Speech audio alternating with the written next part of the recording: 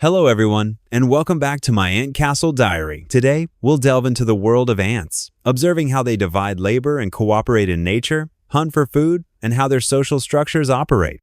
In today's video, I'll focus on the daily life of a single ant, following it through a complete hunting process and observing how it collaborates with other ants. Surprisingly, you'll find that many of the behaviors in ant life are very similar to our own. Today, I've decided to focus on observing a single ant at work. We'll film it constantly, feed it food, and observe its subsequent behavior after capturing its prey. We've chosen mealworms as our target for today, and the first ant to attack them will be our protagonist. Can you guess which ant will emerge as the lucky winner? The mealworms entered the ant's area and immediately began scurrying around. Our protagonist ant, upon spotting its prey, attacked without hesitation. It didn't test its prey's strength, but instead employed its most effective fighting methods. Its companions seemed eager to help, but they didn't intervene at the right time. In the end, the protagonist ant was left to face the mealworms alone in a fierce battle. The mealworm struggled desperately, but it was no match for the protagonist ant. Despite its fierce resistance, the ant was clearly stronger, and the mealworm was eventually completely subdued. The ant continued its attack, piercing the mealworm's head with its abdominal spines, making its struggles increasingly feeble. At this point, the toxin had not yet fully taken effect. This was the mealworm's last chance. If it were dragged into the nest by the ant, it would have no chance of resistance. Finally, the mealworm was successfully brought back to the nest. The protagonist ant released its grip on the prey and handed it off to its fellow ants in the nest.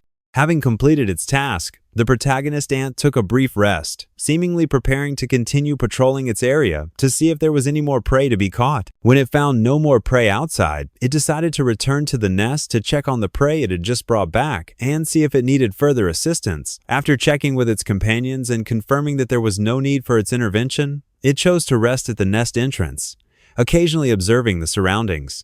Surprisingly, the protagonist ant seemed unconcerned about how the prey would be distributed, completely leaving that task to the other ants in the nest. This hunting process clearly demonstrates the clear division of labor within an ant colony. Each worker ant has a clear role to hunt and bring back prey, while other ants in the nest handle the subsequent processing. Once the prey arrives at the nest, the task of sharing and processing it is taken over by other ants, who are responsible for distributing the food. The ants that bring back the prey, despite their significant contribution to the colony, do not receive the first right to enjoy it. This is very similar to the family structure in our human society. Often, the male in the family is the one who works outside and provides supplies, while the female is responsible for caring for the family and distributing the supplies. Just like ants, the workers bring back resources, but they are often not the first to enjoy them. Instead, they ensure that the supplies are distributed properly before enjoying the fruits of their labor. In an ant colony, although the number of members is larger than that of a human family, the division of labor is very clear. Each ant has his or her own responsibilities, just like parents in our families, each with different tasks and responsibilities. Children need to study, and mothers need to take care of the family. Some mothers even take on work responsibilities while caring for the family, bringing home their own harvest, just like fathers.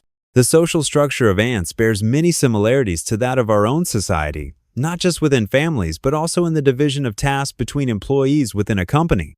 Ants' collective cooperation, like the cooperative model of human families, demonstrates how the power of collective collaboration drives overall development and survival, both in the microcosm and the macrocosm. Today's observations have deepened my understanding that ants are not only laborers in nature, but their lifestyle bears striking resemblance to our own social structures.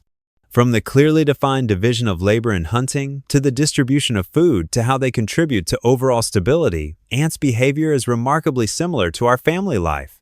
Every ant has a responsibility, and their collaborative and tacit understanding invites reflection on cooperation and role allocation in human society. If you, like me, are interested in the world of ants and enjoy exploring their microscopic behaviors and lives, please like, subscribe, and leave a comment to share your thoughts on the ant tribe. See you next time!